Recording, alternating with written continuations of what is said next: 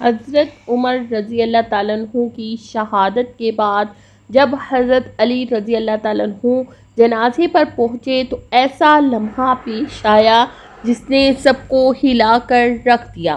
وہاں حضرت علی رضی اللہ تعالیٰ عنہ نے وہ الفاظ کہہ دیے جنہیں سن کر صحابہ بھی رونے لگے۔ بسم اللہ الرحمن الرحیم، السلام علیکم ورحمۃ اللہ وبرکاتہ۔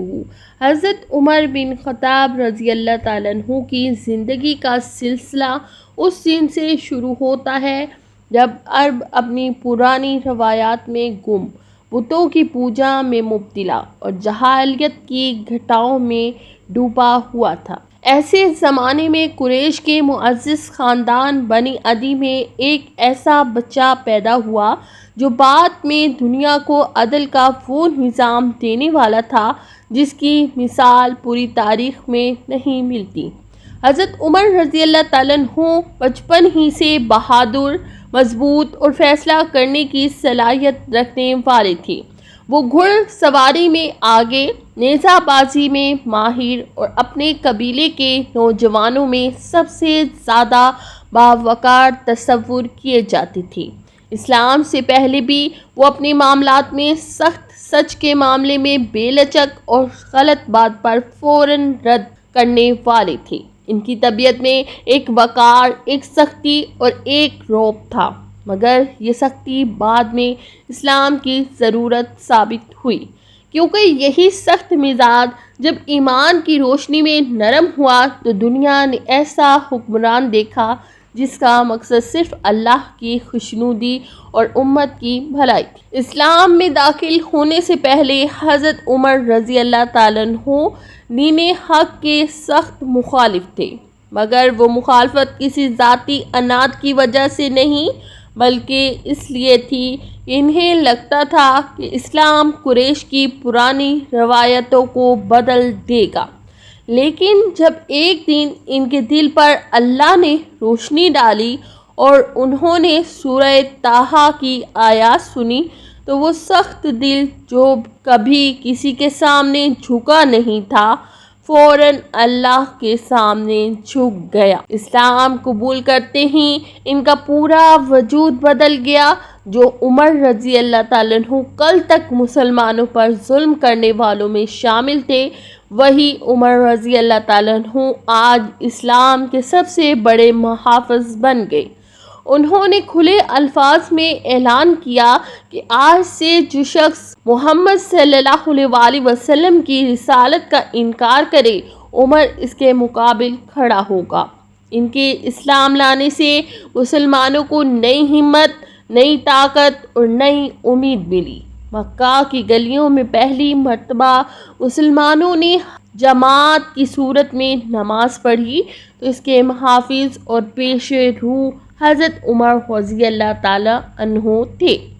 ہجرت کے بعد مدینہ کی اسلامی ریاست مضبوط ہونے لگی تو حضرت عمر رضی اللہ تعالیٰ عنہ رسول اللہ صلی اللہ علیہ وآلہ وسلم کے سب سے قریبی اصحاب میں شمار ہونے لگے۔ وہ مشورے میں ہمیشہ سوچ سمجھ کر رائے دیتے، دین کے معاملے میں سخت اور حق کے بارے میں کبھی سمجھوتا نہ کرتے۔ رسول اللہ صلی اللہ علیہ وآلہ وسلم کی وفات کے بعد امت پر ایک بہت بڑا امتحان آیا، مگر اس نازک وقت میں حضرت عمر رضی اللہ تعالیٰ عنہ کی بصیرت کام آئی۔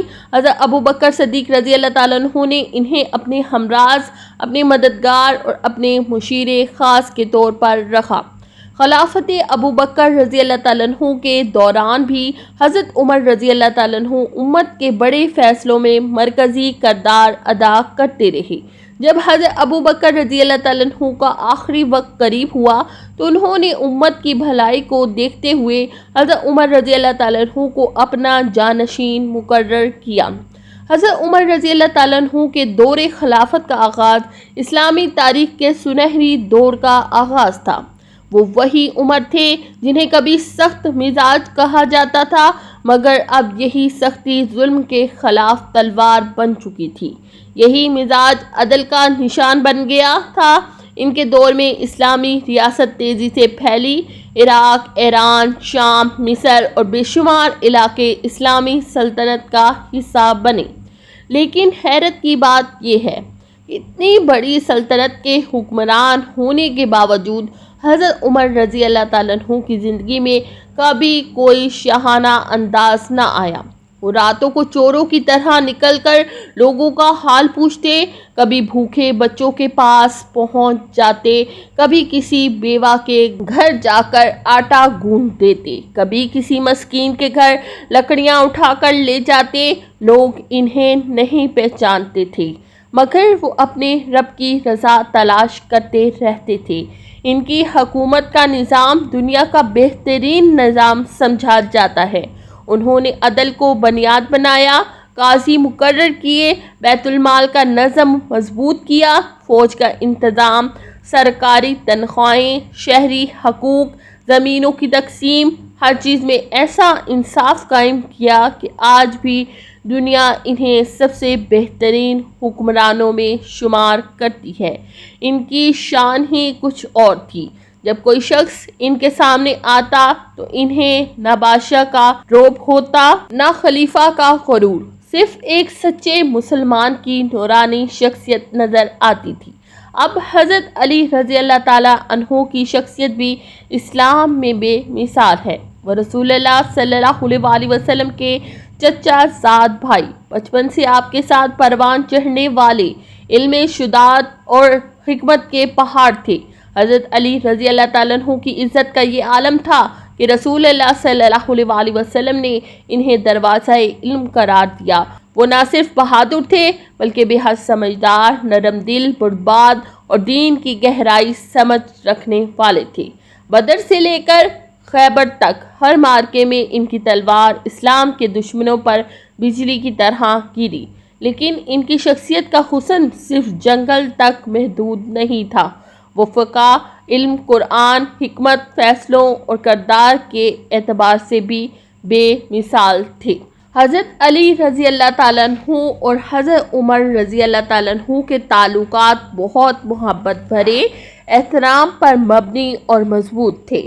کچھ لوگ یہ سمجھتے ہیں کہ دونوں کی طبیعتوں میں فرق تھا، مگر حقیقت یہ ہے کہ یہی فرق دونوں کی دوستی اور تعلق کو اور مضبوط بناتا تھا۔ حضرت عمر رضی اللہ تعالیٰ عنہ ہمیشہ حضرت علی رضی اللہ تعالیٰ عنہ سے مشورہ لیتے، ان کے فہم دین پر بھروسہ کرتے اور کہتے کہ اگر علی نہ ہوتے تو عمر ہلاک ہو جاتا۔ حضرت علی رضی اللہ تعالیٰ عنہ بھی حضرت عمر رضی اللہ تعالیٰ عنہ کی شجاعت، قوت فیصلہ، عدل اور خدمت کے معترف تھے۔ وہ ہمیشہ فرمایا کرتے تھے کہ عمر رضی اللہ تعالیٰ عنہ کے جیسا حکمران کوئی نہیں، اور اسلام کو جو عزت عمر رضی اللہ تعالیٰ عنہ نے دی وہ کوئی نہ دے سکتا تھا۔ وقت گزرتا گیا اور آخر وہ دن آیا جب امت کے لیے امتحان کا وقت قریب تھا۔ حضرت عمر رضی اللہ تعالیٰ عنہ ہمیشہ دعا کرتے تھے کہ یا اللہ مجھے اپنی راہ میں شہادت عطا فرما، اور یہ شہادت مدینے ہی میں ہو۔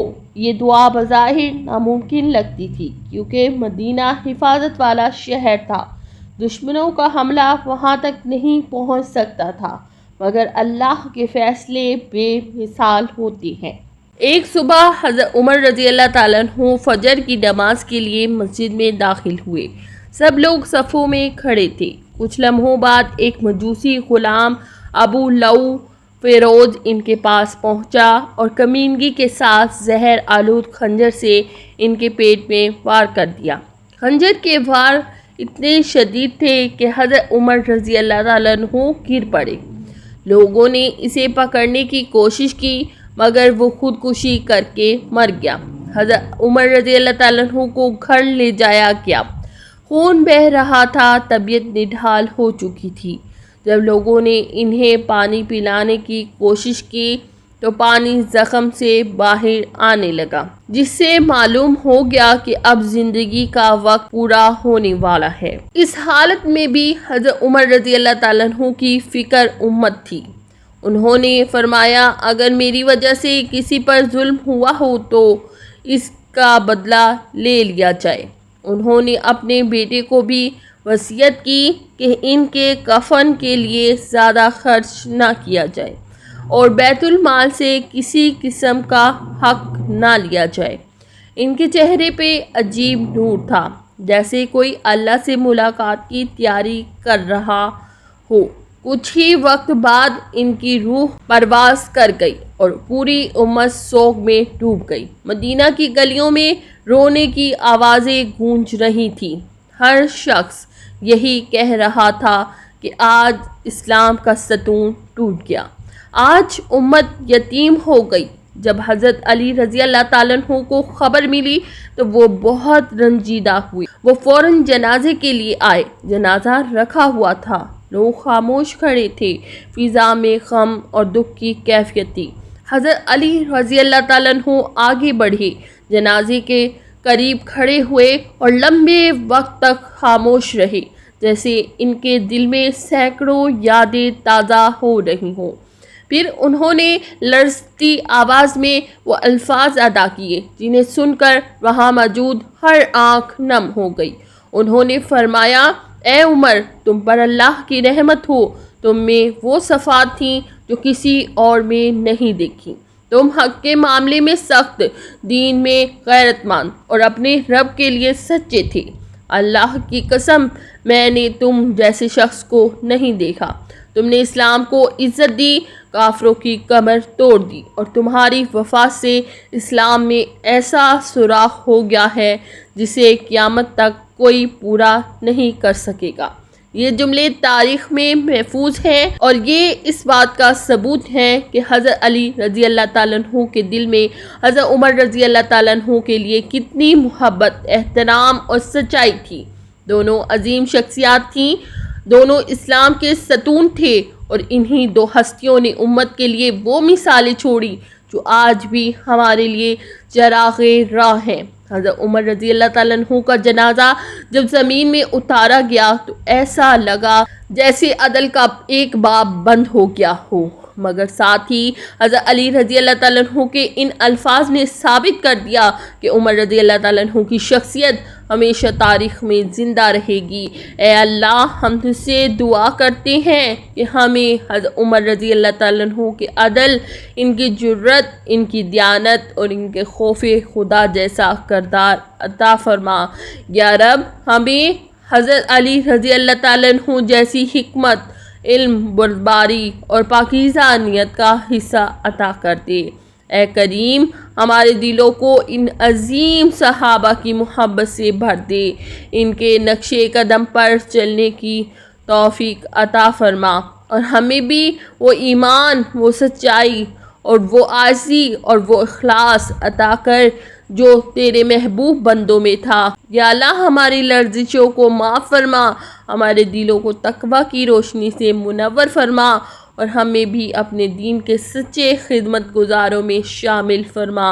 یا رب، حضرت عمر رضی اللہ تعالیٰ عنہ اور تمام صحابہ کرام پر اپنی بے پایہ رحمتیں نازل فرما، اور ہمیں ان کے نقش قدم پر چلتے ہوئے اپنی رضا کے راستے پہ قائم رکھ۔ آمین یا رب العالمین۔